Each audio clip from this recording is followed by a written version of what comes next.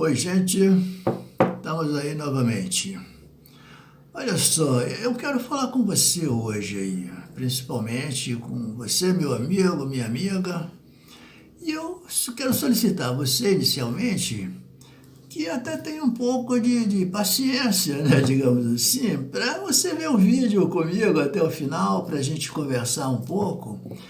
Porque o grande problema está aí, né? Quando a gente está numa discussão, principalmente nesse momento de pandemia, nesse momento difícil em que estamos passando, ele decorre exatamente disso. Quer dizer, nós precisamos estar atento, né? E ter paciência para diluir tudo isso, né? E se você, por exemplo, não vê o vídeo até o final, para que você possa discordar ou concordar comigo, porque se você já me deleta logo no início, você não vai poder levantar uma questão qualquer a respeito do que eu estou falando com você, correto?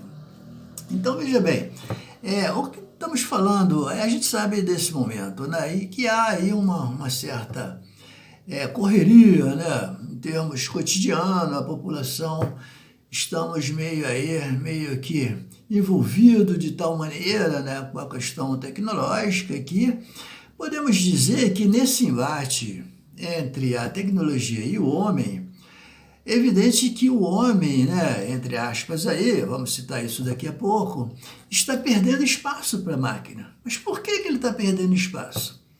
Aí eu já quero, em termos de filosofia, levantar uma questão com você aqui.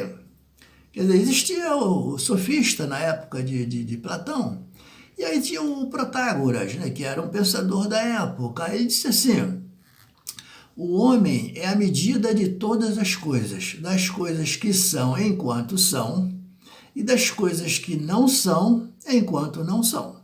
Não é interessante? Olha só que nessa frase aí já dá para... São livros e mais livros, né? Toda uma coletânea aí de uma editoração de livros para poder a gente chegar a algum nível, né, de invenção, digamos aí, que possa nos instruir, né, a chegarmos a uma conclusão aí, entre aspas, digamos aí. Mas então vejamos bem, nessa corrida entre a máquina e o homem, aí a gente se pergunta, mas como assim? Mas se foi o homem que produz tudo, ele inclusive produziu a máquina para a qual estamos perdendo espaço. Não é interessante? E aí a gente pode, quanto mais mente, né, solicitar já você a paciência da gente entrar no sistema de discussão em que temos que ter uma narrativa que envolva uma série de construções aí.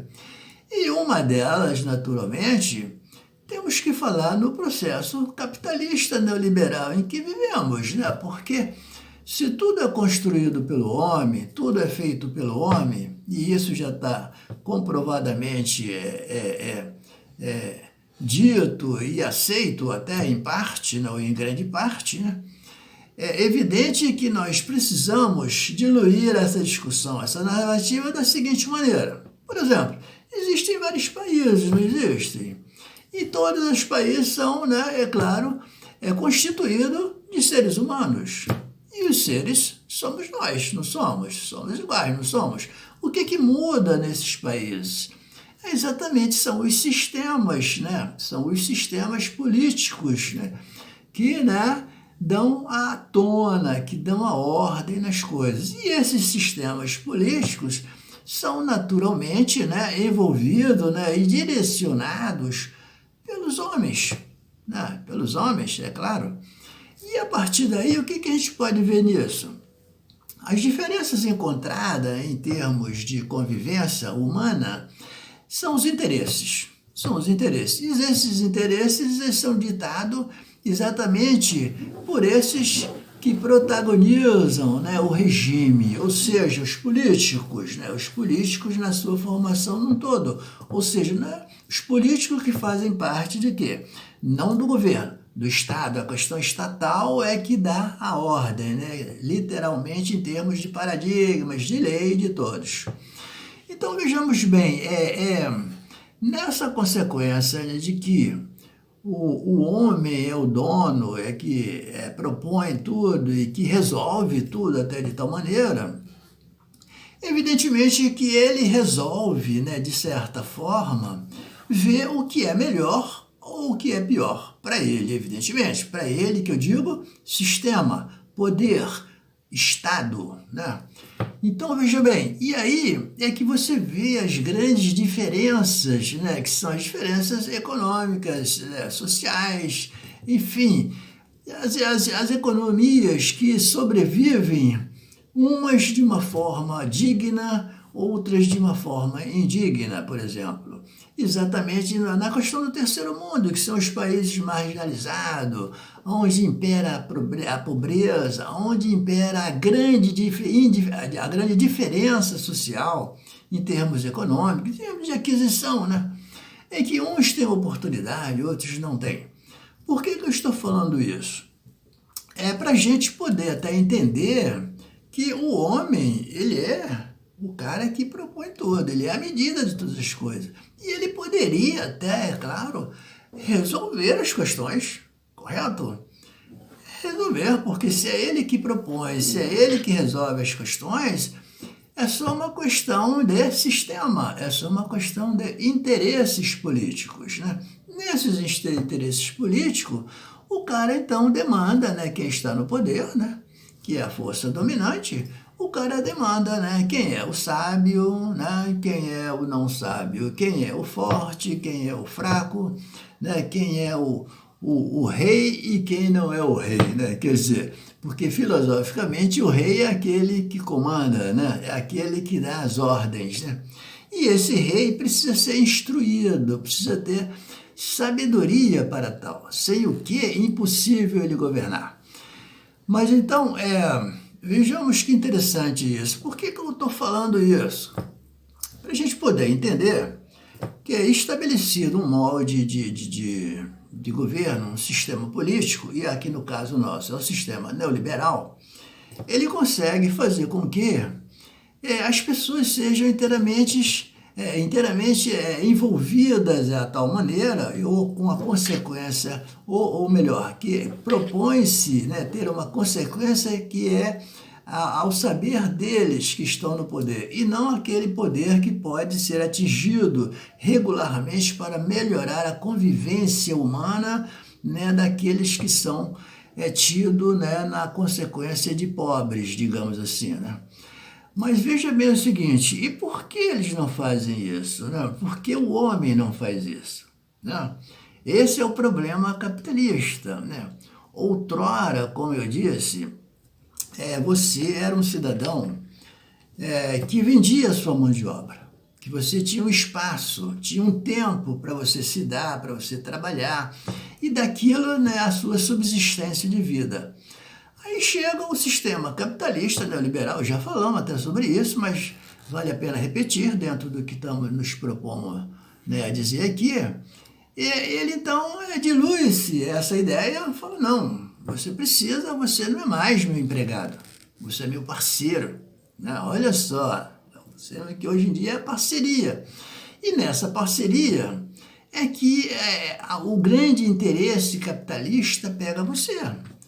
Porque você passa de ser não mais um empregado e tal, mas você tem que visualizar não mais o seu propósito, da sua funcionalidade, mas sim o seu funcionamento num todo. Você, como empregado, tem que pensar também na empresa, o que é natural até, né?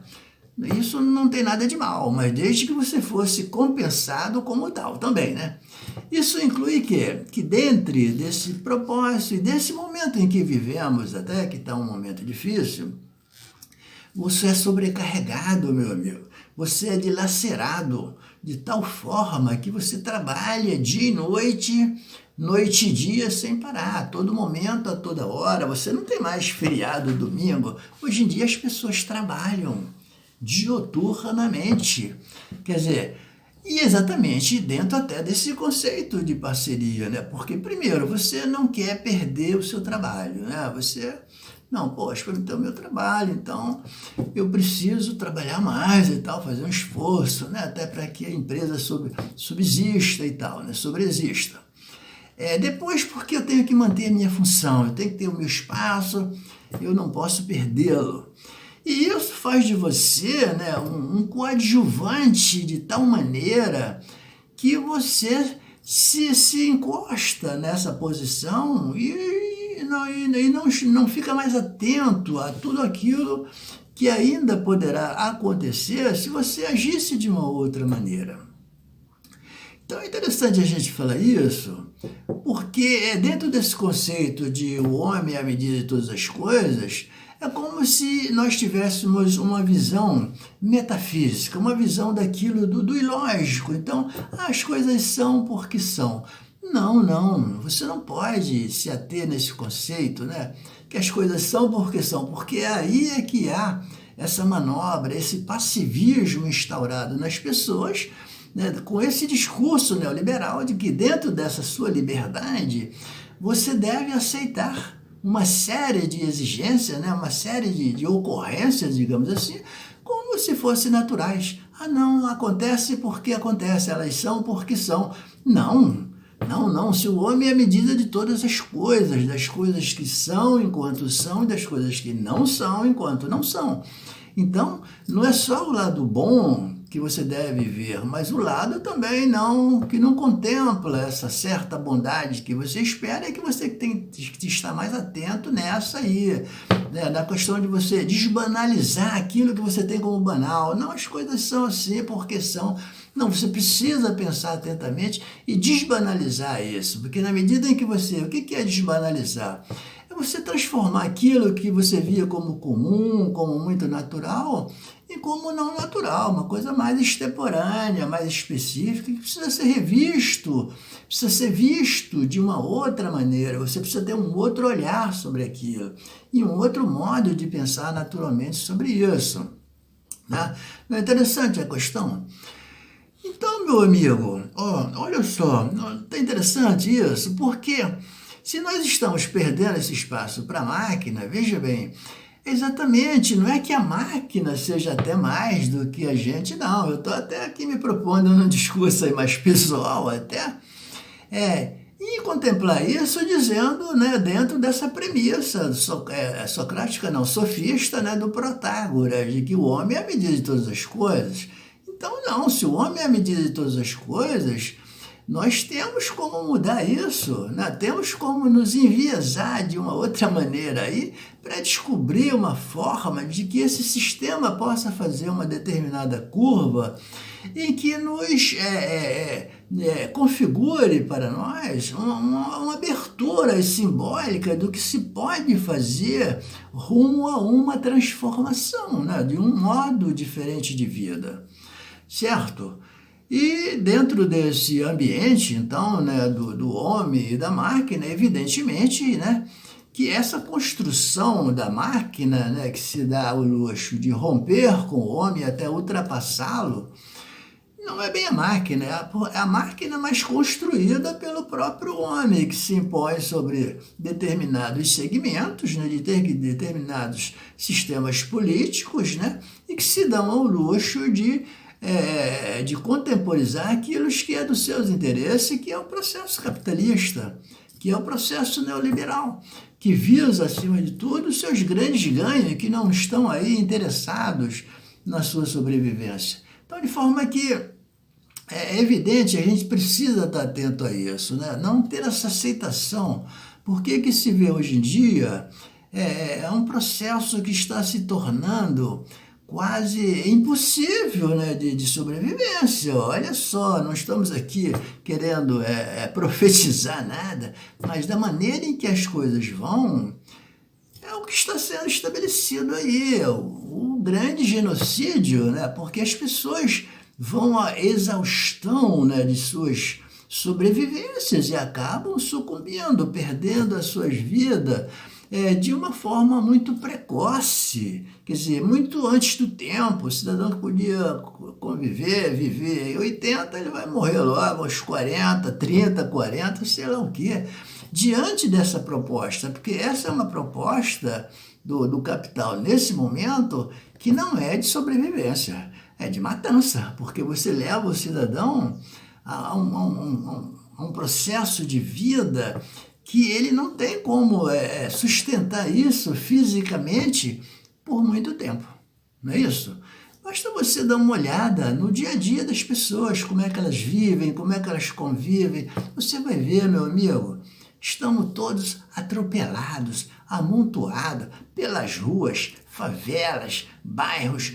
Você tem uma convivência hoje infernal. Está todo mundo muito diferenciado do que era antes. E não sobre não que seja para melhor, infelizmente foi para pior. Então, diante desse modelo de vida que lhe é imposto, para que você sobreviva, você tem que, né, se transformar em 3, 4, de um cidadão você tem que fazer o trabalho de 3, 4.